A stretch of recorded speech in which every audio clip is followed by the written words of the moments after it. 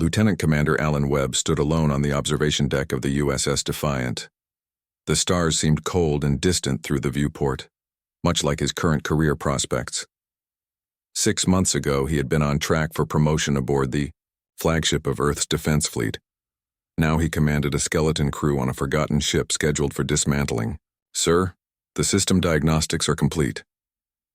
Lieutenant Susan Clark entered the observation deck, datapad in hand. Her uniform was clean but worn, like everything else aboard the Defiant. "And?" Webb asked, already knowing the answer. 3 more. Systems are showing critical wear. Life support is stable, but navigation continues to glitch. We're still unable to reach speeds above basic impulse power. Webb nodded. The Defiant was 30 years old, a relic from the early days of humanity's expansion beyond the solar system. Once it had been state-of-the-art, a proud defender of Earth and its colonies. Now it drifted at the edge of the asteroid belt, forgotten by Fleet Command except as a place to send troublemakers and career dead-enders. "What about communications?" Webb asked. Susan frowned. "Still spotty. Kevin is working on it, but he says the interference isn't coming from our end." That was odd. Earth's communication network was supposed to be the most reliable system humans had ever built. Even out here among the asteroids, they should have clear contact with command. "Keep me posted," Webb said, "and tell Morris I want to see him when he's done." Susan nodded and left. Webb turned back to the viewport, studying the distant pinprick of light that was Earth. Too far away to see any details, but he imagined the bustling orbital platforms and the streams of ships coming and going from the planet's surface. He wondered if he would ever see it up close again. The intercom crackled. "Commander, you might want to come to the bridge," said Gregory Baker, their communications specialist. His voice sounded strange, tense in a way Webb hadn't heard before. Webb moved quickly through the corridors of the Defiant. The ship had been designed for a crew of 100, but now housed only 12. Most sections were dark, powered down to conserve energy. The bridge at least looked alive with glowing displays and blinking lights. Baker sat at his station, headphones pressed to one ear. His face was pale. "What is it?" Webb asked. "Sir, I've been trying to clean up these signals for the past hour," Baker said. "At first I thought our equipment was malfunctioning, but—" He hesitated. "It's Earth, sir. They're under attack." Webb felt his blood run cold. "Attack? From who?" "Unknown, sir. The messages are fragmented, but they're calling them the Vordax. Apparently they just appeared in orbit without warning. Dozens of ships, maybe hundreds." "That's impossible," Webb said. "Our early warning systems would have detected them." "Yes, sir," Baker agreed. "But whatever they're using, it bypassed all our sensors." Lieutenant Olivia Grant spoke up from the tactical station. "Sir, I'm analyzing the battle footage that made it through. These alien ships, they're unlike anything we've encountered before. They seem to be targeting our major defense installations with precision." Webb leaned over her shoulder to study the displays. The images were broken and distorted, but what he could see sent chills down his spine. Earth's orbital defense platforms, the most advanced military technology humanity had ever created, were being systematically destroyed by sleek, dark vessels that moved with impossible speed. "Have they responded to any communication attempts?" Webb asked. Baker shook his head. "No, sir. Fleet Admiral Nelson managed to send out a general order before the main communication hub was destroyed. All ships are to retreat to Neptune's orbit to regroup." "Neptune?" Webb looked around at his small crew. The Defiant isn't capable of that kind of journey anymore, not without months of repairs. The door to the bridge slid open, and Kevin Morris hurried in. The engineer's hands were stained with coolant fluid, and he looked like he hadn't slept in days. "Commander, you need to see this," Morris said, pushing a datapad toward Webb. "I've been running diagnostics on why the Vordax ships weren't picked up by our early warning system. I think I know why." Webb studied the data, then looked up in confusion. "They were detected? Then why wasn't the alarm raised?" "Because they were identified as non-threats," Morris explained. "Their energy signatures, Registered, but the defense AI categorized them as background radiation or sensor ghosts. Something about their technology makes our systems ignore them. Science Officer Linda Rodriguez had been quiet until now, analyzing data at her station. "Sir," she said suddenly, "I've been tracking the attack patterns of the Vordax fleet. They're methodically destroying every human vessel near Earth. Warships, civilian transports, even personal shuttles. Everything. Except us," Susan Clark said, entering the bridge. "I've been monitoring their advance through the system. Multiple ships have passed within detection range of the Defiant, but none have altered course to engage us." Webb frowned. "Are we invisible to them somehow?" "No, sir," Rodriguez said. "Based on the sensor readings, they've scanned us multiple times. They know we're here. They just don't care." The realization dawned on Webb slowly. "They don't see us as a threat. We're not worth the effort." A bitter laugh escaped from Baker. "Great. Even the aliens attacking Earth think we're insignificant." Webb stared at the tactical display, watching as humanity's defenses crumbled before the alien armada. Earth's fate hung in the balance, and here they sat, aboard a ship too old and broken to help and too insignificant for the enemy to destroy. "Sir," Morris said hesitantly, "while I was working on the communications array, I found something odd. There's a sealed section in the lower engineering decks. It's not on any of the ship's current schematics, but it's drawing power." "What?" Webb turned to him. "Why wasn't this reported before?" "The power drain is minimal," Morris explained. "Almost undetectable unless you're specifically looking for it. And the security on that section is higher than anything else on the ship. It's as if someone wanted it forgotten." Webb made a decision. "Clark, you have the bridge. Morris, Rodriguez, with me.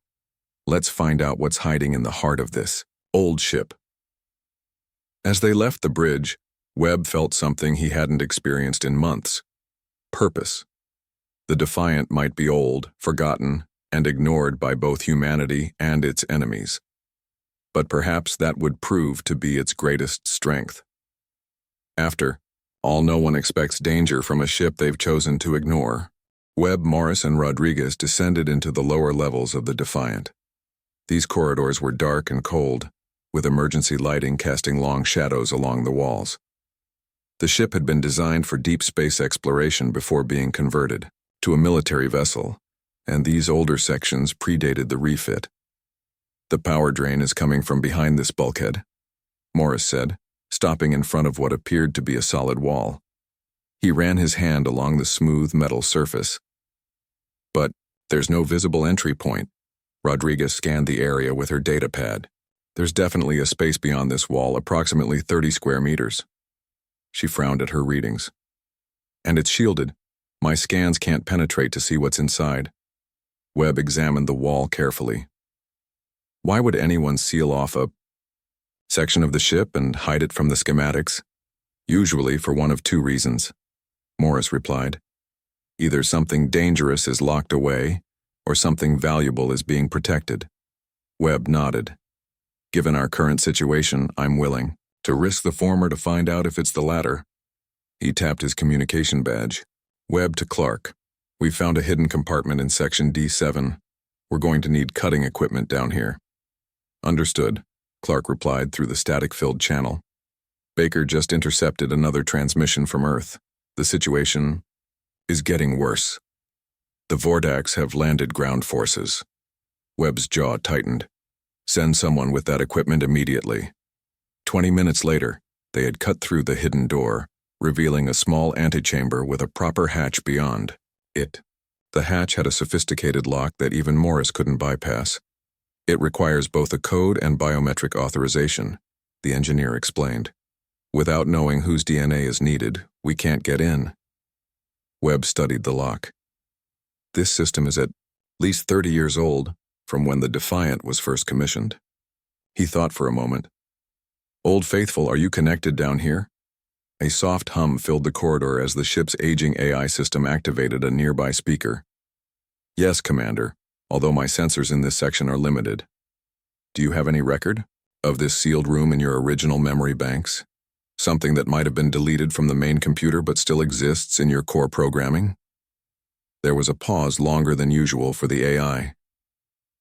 Searching, I find a reference to Project Displacement. It was classified under Admiral Jeffrey Bennett's authorization in 2192, before my memory was standardized for fleet protocols. Webb exchanged glances with his officers.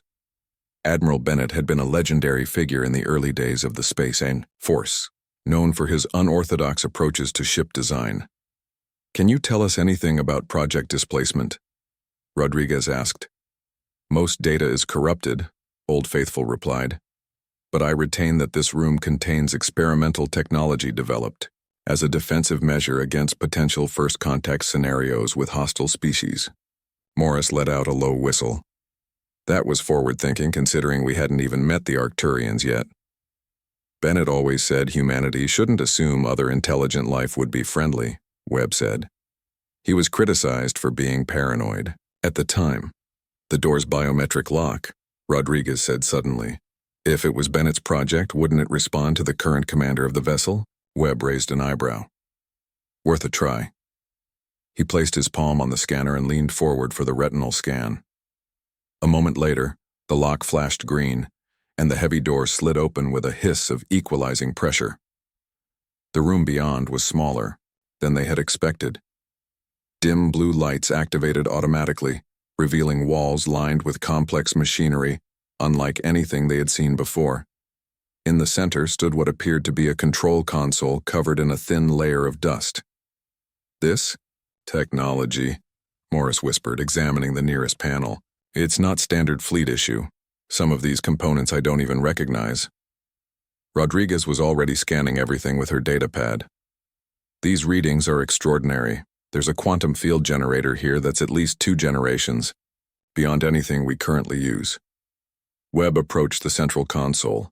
As his hand hovered over the surface, the controls illuminated, and a holographic display flickered to life above it. Displacement drive prototype, Webb read from the display. Warning, experimental technology, authorized personnel only. A drive system?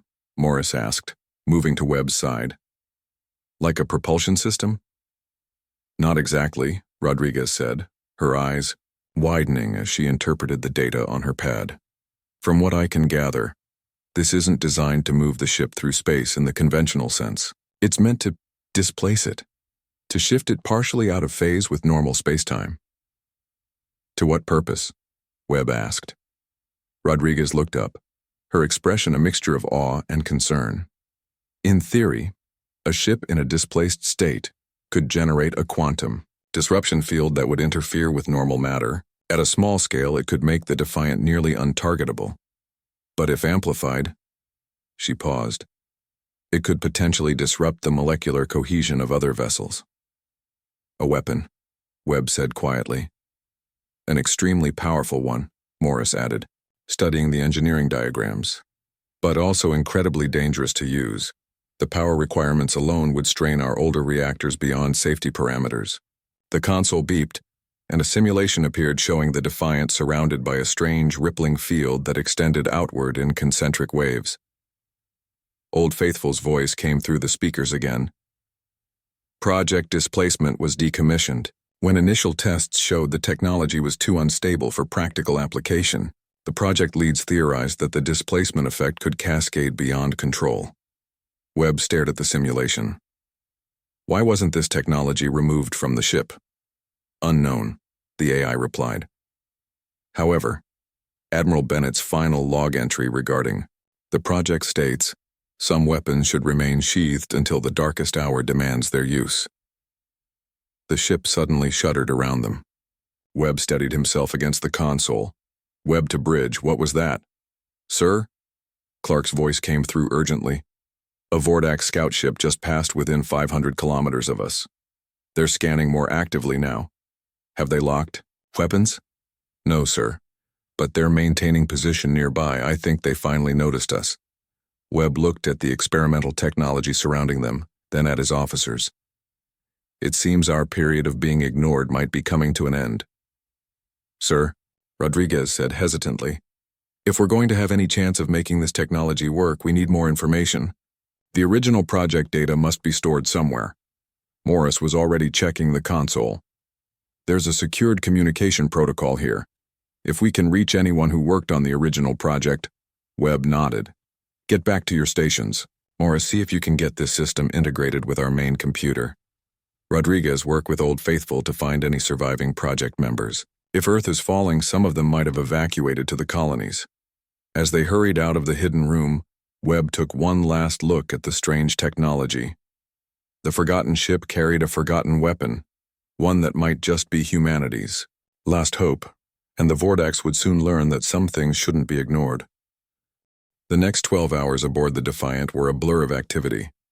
Webb gathered his entire crew on the bridge to explain what they had discovered and what it might mean for their chances against the Vordax. To put it simply, he concluded, we have an experimental weapons system that was abandoned for being too dangerous to use. It might be powerful enough to hurt the Vordax, but using it could destroy us too. The crew exchanged uneasy glances. Do we have any other options? Asked Olivia Grant from the tactical station. Webb shook his head. Earth's defenses have been almost completely overwhelmed. The Vordax have captured our major shipyards and are systematically hunting down any military vessels. Fleet command is scattered. We're on our own. So we're using it, Susan Clark said. It wasn't a question. First we need to understand it, Webb replied. Morris, what progress have you made? Kevin Morris looked exhausted, having worked through the night on the displacement drive. I've managed to integrate the controls with our main systems, but the power requirements are massive. We'll need to shut down everything except life support and the drive itself when we activate it. What about the stability issues? Rodriguez asked. The records indicate the drive was decommissioned because it couldn't be controlled. Morris nodded. That's still our biggest problem. The quantum displacement effect has a tendency to cascade unpredictably. In the worst case, it could tear the ship apart or create a runaway reaction.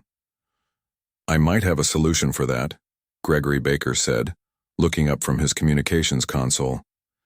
I've made contact with someone who worked on the original project, a Dr. Harold Wright.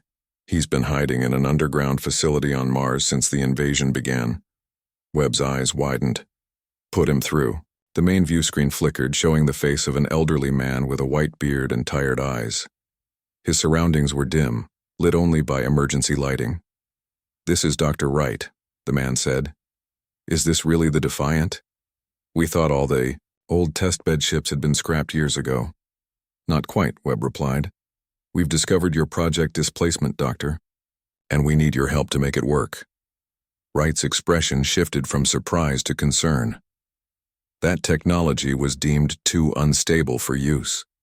The quantum displacement field couldn't be properly contained. We know the risks, Webb said, but the Vordax have nearly conquered Earth. We don't have many options left. Wright was silent for a moment, then nodded slowly. I understand. The stabilization problem was never solved because the AI systems at the time couldn't adapt quickly enough to the quantum fluctuations. Morris leaned forward. But our ship's AI is older than the current models. Old Faithful has been with the Defiant since the beginning. Old Faithful? Wright seemed surprised. You're still using the original artificial intelligence? Yes, Webb confirmed. It's outdated by modern standards, but fully functional. Wright's face showed the first hint of hope. That might be exactly what you need.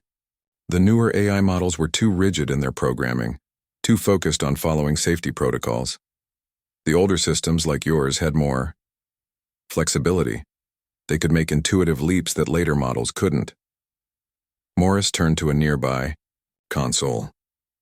Old Faithful, did you have any involvement with Project Displacement during its development? The AI's voice filled the bridge. Yes, Engineer Morris.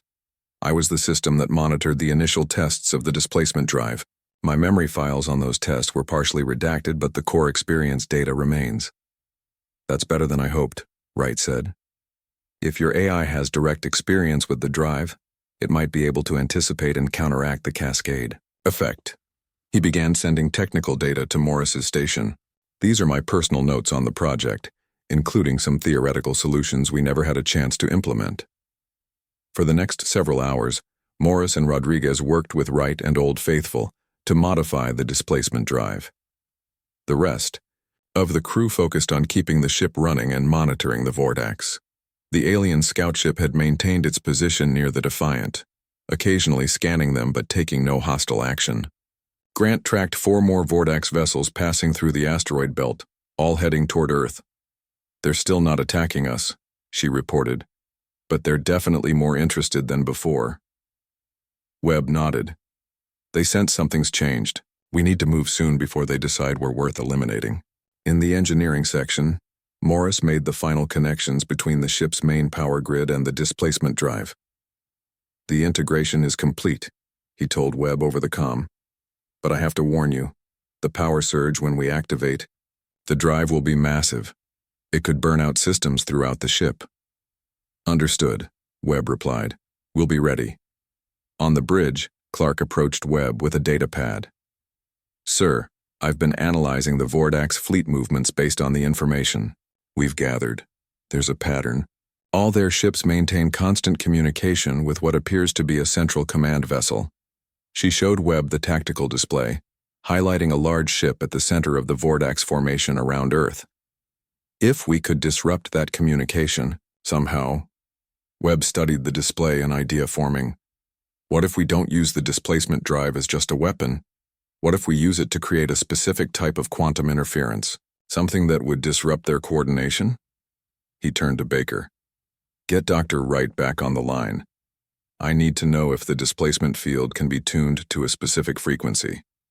As Baker worked to re-establish communication with Mars, the ship suddenly shook violently.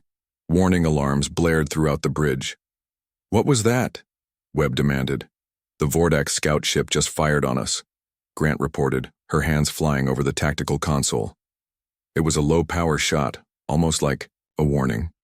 "They've decided we're worth paying attention to after all," Webb said grimly. "Shields up. Return fire, but only enough to discourage them. We can't afford a full battle yet." Grant fired the Defiant's aging phase cannons. The shots struck the Vordax scout, causing it to back away slightly. "They're maintaining distance, but charging weapons for another attack," she reported. "Buy us as much time as you can," Webb ordered.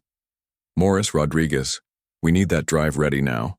Our period of being ignored is officially over." In the engineering section, Rodriguez watched. As the displacement drive began to power up, its components humming with energy, the blue light from its core pulsed rhythmically, casting strange shadows across the room. "Old Faithful," she said. "Begin the integration sequence." "Integration beginning," the AI responded. Something had changed in its voice, a new resonance that hadn't been there before. "Quantum displacement field forming. Warning, internal power systems approaching critical levels." The lights throughout the ship dimmed as energy was diverted to the experimental drive. On the bridge, backup systems kicked in, bathing the crew in red emergency lighting. "Sir," Morris called from engineering, "the drive is online, but the field is still unstable. We need Old Faithful to complete the integration before we can safely activate it." Another blast from the Vordax scout rocked the ship. This time the impact was stronger. "They're escalating," Grant warned, "and I'm detecting 3 more Vordax ships on an intercept course.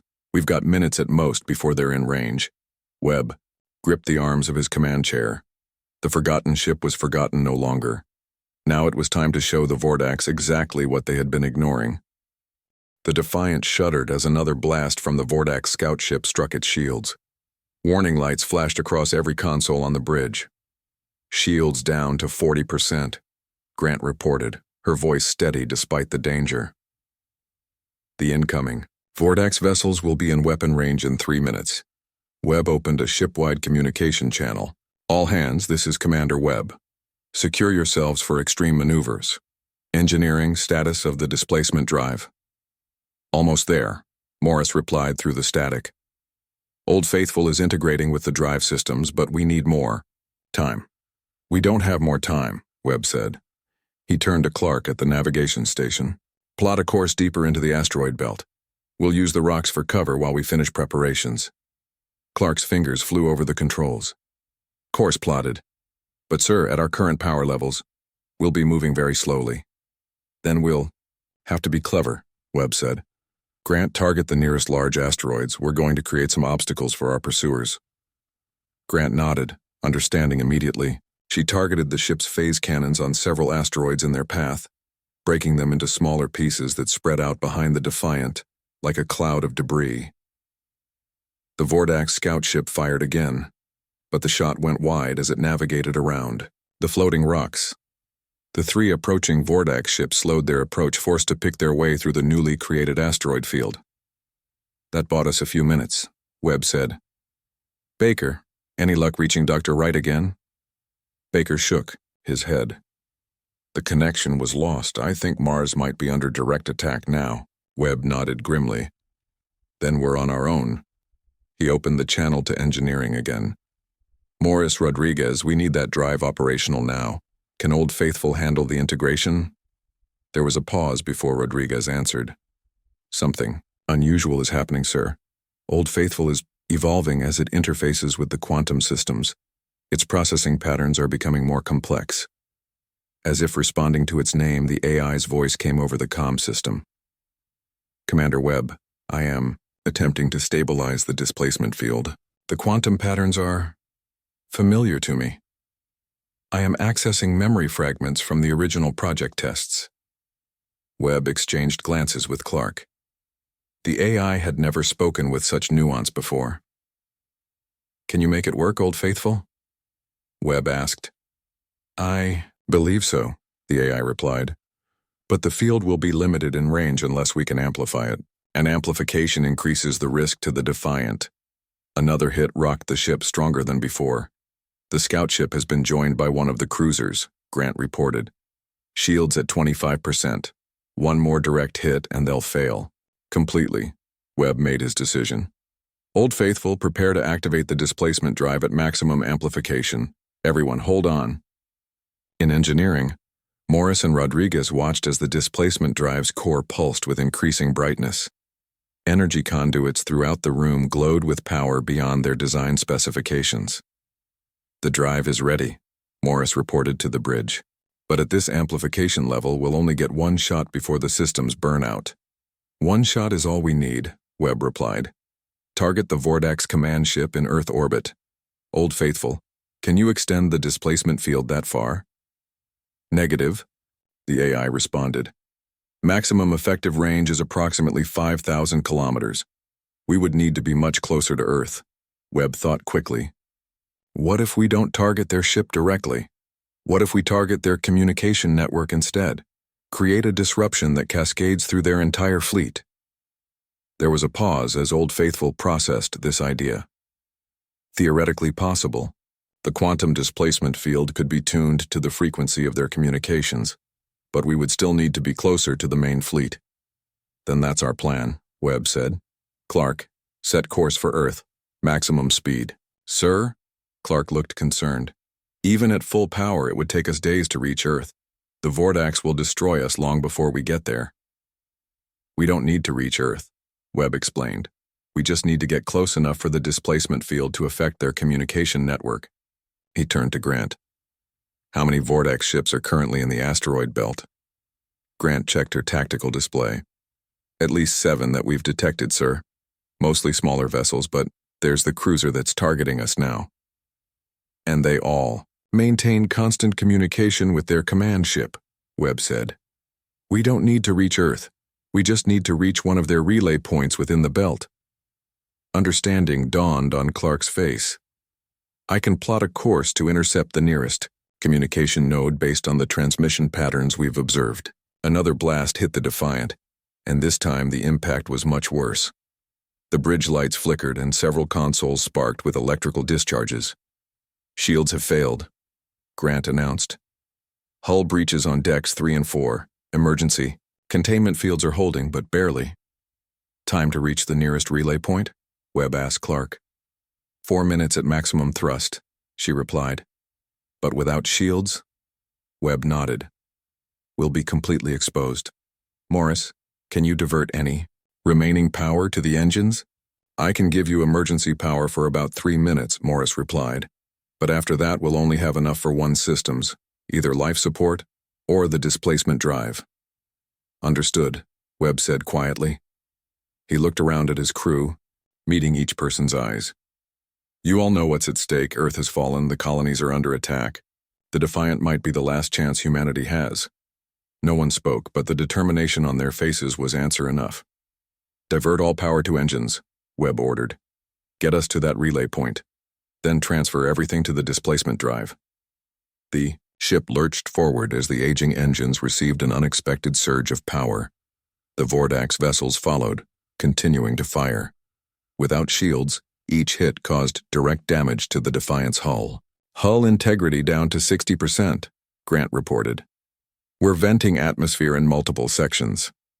Seal off all non-essential areas, Webb ordered. Concentrate life support to the bridge and engineering. On the main view screen they could see the Vordax cruiser closing in, its weapons glowing as they prepared to fire again. 30 seconds to communication relay point, Clark announced. Webb opened a channel to engineering. Old Faithful, prepare for displacement field activation, on my mark. Ready, Commander, the AI replied. Its voice now seemed deeper, more resonant. The quantum displacement field is stable, but activation will cause a complete power overload. All ship systems will fail. Including life support? Webb asked. Yes, Old Faithful confirmed. I calculate a 97% probability that the Defiant will be destroyed when the field is activated at this amplification level. Webb took a deep breath. What about the effect on the Vordax fleet? If the displacement field successfully disrupts their communication network, it will create a cascading failure throughout their command structure. Their coordinated attack patterns will collapse. Another hit rocked the ship violently. A support beam crashed down from the ceiling, narrowly missing Baker at his station. Hull integrity critical, Grant reported. We can't take much more of this. 15 seconds to relay point, Clark said. Webb gripped his command chair. All hands, brace for displacement field activation. It's been an honor serving with all of you. The crew exchanged glances, not of fear, but of resolve. They had begun this mission as cast-offs on a forgotten ship. Now they were humanity's last, best hope. 5 seconds, Clark counted down. Through the view screen, they could see more Vordax ships converging on their position, finally recognizing the Defiant as a threat. Too late. Mark, Webb shouted. In engineering, the displacement drive's core flared with blinding blue light as Old Faithful directed all remaining power into the experimental system. The quantum field began to form around the ship, a shimmering distortion that bent light and reality itself. The forgotten ship was about to make sure it would never be forgotten again. Time seemed to slow as the displacement drive activated. A strange silence fell over the Defiant, as if the ship and everything in it had been wrapped in thick layers of cotton. The blue glow from engineering spread throughout the vessel, seeping through walls and floors until every corner was bathed in its unearthly light. On the bridge, Webb watched as the view screen showed the space around them beginning to distort. The stars blurred and stretched. The pursuing Vordax ship seemed to waver like reflections in disturbed water. Displacement field at 30% and expanding, Rodriguez reported, her voice sounding distant despite her proximity. Power systems are overloading throughout the ship. Webb nodded, unable to speak as the pressure of the displacement field pressed against his chest. He could feel the ship groaning around them, its aging hull straining against forces it was never designed to contain. Old Faithful's voice echoed strangely through the bridge speakers. Field stability holding at acceptable parameters. The quantum cascade is beginning. Outside the ship, the displacement effect spread outward in concentric waves of distorted spacetime. When the first wave reached the nearest Vordax vessel, the alien ship shuddered violently. Its smooth hull rippled as if suddenly made of liquid. Then parts of it seemed to phase in and out of existence. It's working, Grant whispered, watching the tactical display. The Vordax ship's systems are failing. The second wave struck the alien cruiser that had been pursuing them. This time, the effect was even more dramatic. The cruiser's hull twisted inward upon itself, as if being crushed by an invisible hand. Its weapons powered down, and moments later, its engines failed completely. Displacement field at 60%, Rodriguez reported, her voice now tinged with awe. The effect is propagating along the Vortex communication channels just as we hoped. The blue glow intensified, becoming almost painful to look at. Sparks showered from consoles across the bridge as the Defiance systems failed one by one. Hull integrity down to 20%, Clark said, her voice steady despite the danger. We're losing life support throughout the ship. Webb opened a ship-wide channel. All hands, evacuate to emergency shelters. This is not a drill, but even as he spoke, Webb knew the evacuation was likely futile. The displacement field was consuming the Defiant from within, just as it was destroying the Vordax ships from without. Displacement field at 80%, Rodriguez announced. Old Faithful? What's happening to the Vordax fleet? The AI's voice had changed again, becoming somehow both more mechanical and more human at the same time. The quantum displacement effect has reached the main Vordax communication network. The disruption is cascading through their command structure. On the tactical display, they could see it happening. Vordax ships throughout the asteroid belt were failing, their coordinated movements dissolving into chaos. Some collided with each other, while others drifted aimlessly, their engines and weapons dark. The effect has reached Earth orbit, Old Faithful continued. Vordax command ship experiencing catastrophic systems failure. Webb felt a surge of hope. Are all their ships being affected? Affirmative, the AI replied. The Vordax fleet relied on quantum entanglement for instantaneous communication across vast distances. The displacement field has corrupted those entangled particles, creating a chain reaction that cannot be stopped. The Defiant shook violently, and a section of the ceiling collapsed onto an empty console. Emergency lights flashed, then failed entirely, leaving only the blue glow of the displacement field to illuminate the bridge. Hull breach on Deck 2, Clark reported. Emergency containment failing. Displacement field at 95%, Rodriguez added. We're approaching the critical threshold.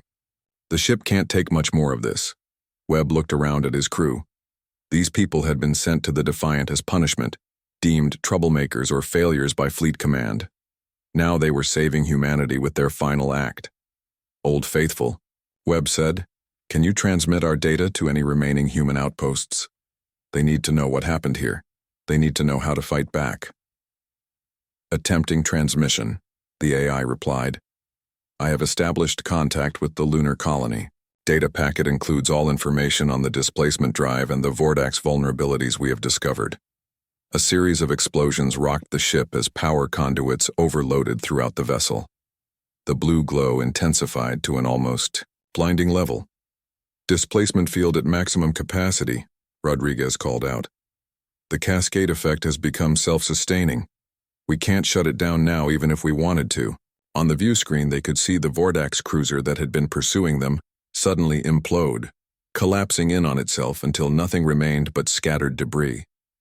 Beyond it, the same thing was happening to ship after ship in the alien fleet. It's how worked, Baker said quietly.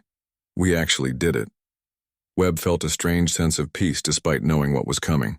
Old Faithful, what's the status of the Vordax invasion force? 87% of Vordax vessels have been neutralized, the AI reported. The remainder are attempting retreat, but their navigation systems have been compromised by the displacement effect. The invasion has failed. A cheer went up from the crew, quickly cut short as another section of the ceiling gave way. The ship was literally tearing itself apart around them. Hull integrity critical, Clark announced. Complete structural failure imminent. Webb stood from his command chair. It has been my greatest honor to serve with all of you. The Defiant may have been forgotten by Fleet Command, but history will remember what we did here today. The displacement field reached its peak intensity, the blue light now so bright that it seemed to shine through their bodies. The view screen cracked, then shattered completely, giving them a direct view of space as the bridge's forward section began to break apart. Goodbye, my friends, Old Faithful said, its voice now strangely gentle. I will ensure our story reaches those who remain. As the Defiant began to break apart, the displacement field suddenly contracted, then expanded in one final massive pulse. The wave spread outward at incredible speed, reaching every Vordax ship in the solar system within moments. One by one, the alien vessels failed, their advanced technology no match for the quantum disruption that tore apart their very molecular structure. The forgotten ship had become the savior of humanity.